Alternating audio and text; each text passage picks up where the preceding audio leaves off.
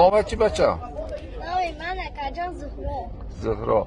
این لباسه که کی دوخته است؟ این اکا خودم دوختگی. آفرین آفرین. تو یک روز به چند تا میدوزی همین؟ یک دو تا سه تا چهار تا. بی دخته میتونه. آفرین. چند پول این بچه؟ اکا جان 30 سو. من اینه میخرم.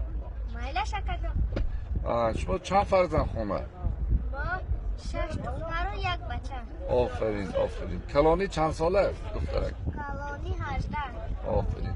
همه تو همیشه هنر میتوانید تا دختنه؟ بله.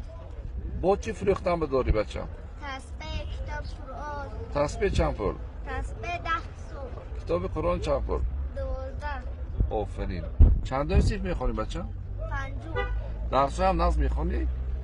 بابا های 5. آفرین. یکم شعر بچه بچه؟ شعر درباره